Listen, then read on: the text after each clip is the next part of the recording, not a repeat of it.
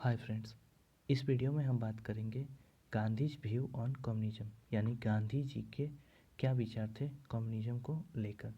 ये वीडियो आपके सारे ही एग्ज़ाम्स के लिए बहुत इम्पोर्टेंट है। तो आइए जानते हैं। देखिए, सबसे पहले हमें गांधी जी के विचार कम्युनिज्म के बारे में जानने से पहले हमें ये जानना होगा कि आखिर कम्युनिज्म क्या होता है। तो कम्युनिज्म जो है वो सिंपल एक विचारधारा है जो ये बिलीव करती है कि सोसाइटी जो है वो दो पार्ट में डिवाइडेड है, दो क्लासेस में डिवाइडेड है, एक हैव्स और एक हैव्स नॉट। दो ही तरीके के लोग हैं सोसाइटी में, एक हैव्स है और एक हैव्स नॉट है, ये मानना है कम्युनिस्ट लोगों का। और ये बोलते हैं कि जो हैव्स हैं वो हमेशा हैव्स नॉट का एक्सप्लॉयटेशन करते हैं अपने फ़ायदे के लिए, और यहाँ वो चाहते हैं कि जो हैव्स है और हैव्स नॉट है उसका गैप मिटा दिया जाए और एक क्लासलेस सोसाइटी का निर्माण किया जाए जहाँ कोई भी स्टेट नहीं होगा, कोई भी हैव्स नहीं होगा और कोई भी हैव्स नॉट नहीं होगा।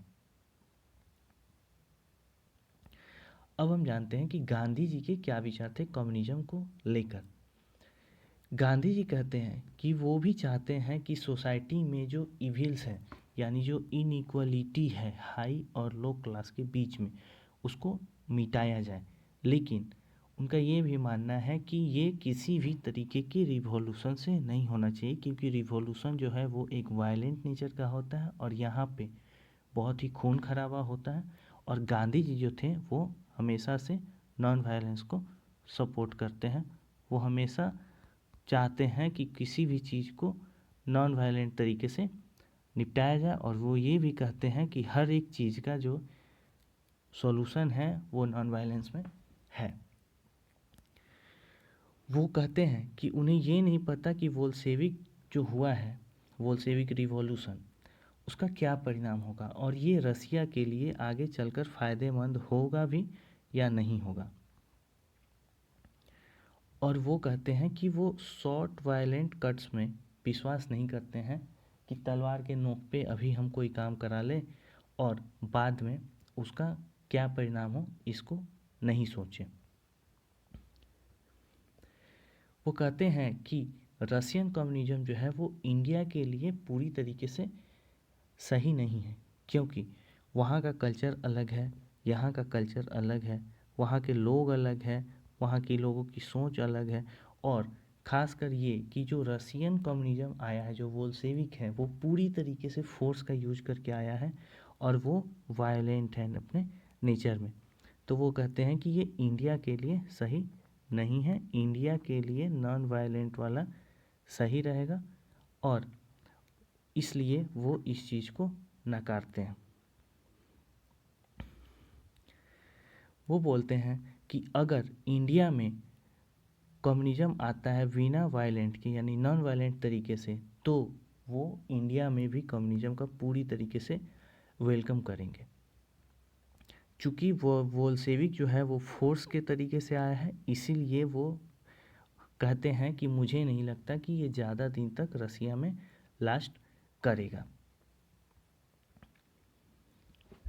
अगर हम बात करें गांधी आइडिया के बारे में कि वो किस तरीके से कम्युनिज्म को देखते हैं, तो वो गांधी जी जो हैं वो कम्युनिज्म की जो आइडिया है उसको पूरी तरीके से एप्रिसिएट करते हैं, और वो बोलते हैं कि कम्युनिज्म में बहुत ही क्षमता है, ये लोगों को ऑर्गेनाइज बहुत अच्छे तरीके से करता है। लेकिन वो इस बात को लेकर बहुत दुखी थे कि ये अंत में एक डिक्टेटरशिप को इस्टेब्लिश करना चाहता है। ये बोलते हैं कि ये लोग क्लासलेस सोसाइटी बनाना तो चाहते हैं, लेकिन अंत में ये चाहते हैं कि जो पावर है वो हैव्स नॉट के हाथ में रहे और हैव्स वाले के पास पावर नहीं रहे। इसलिए ये बोलते हैं कि ऐसा अगर होता है तो लास्ट में एक डिक्टेटरशिप क्रिएट हो जाएगा।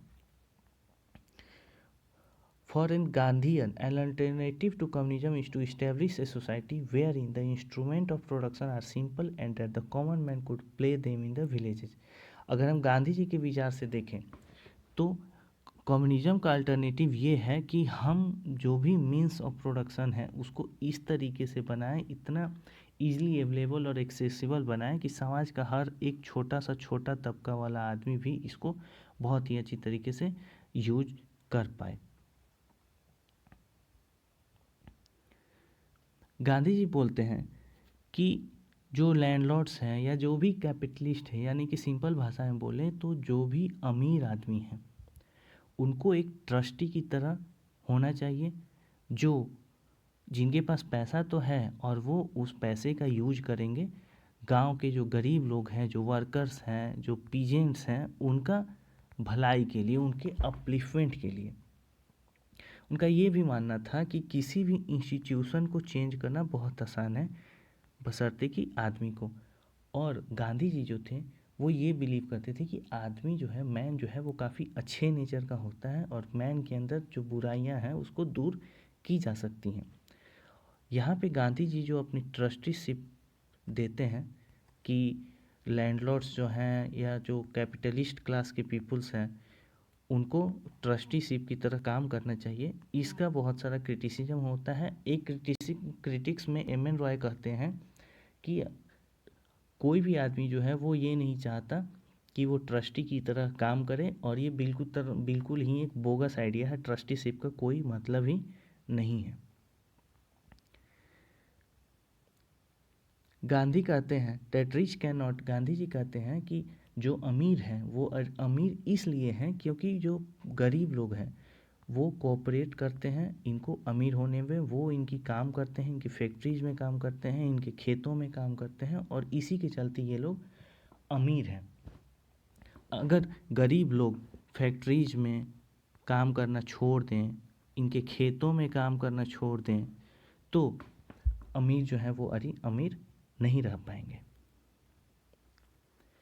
गांधी जी बोलते हैं कि रियल स्वराज ये नहीं है, देखिए यहाँ पे रियल स्वराज ये नहीं है कि हम एक रूल को हटाएं, यानी कि ब्रिटिशर्स को यहाँ से भेज दें और ब्रिटिशर्स के बदले कोई नया रूल ला दें, यानी कि कोई उनका सब्स्टिट्यूट ला दे, बल्कि ये उससे कहीं भी ज़्यादा है, बहुत हद तक ज़्यादा है। अगर हमें रियल स्वराज चाहिए तो हमें गांव को समृद्ध बनाना पड़ेगा, हमें हर एक रिसोर्सेज को इस तरीके से ऑर्गेनाइज करना पड़ेगा कि ये सबको मिल सके, समाज के हर तबके तक पहुंच सके।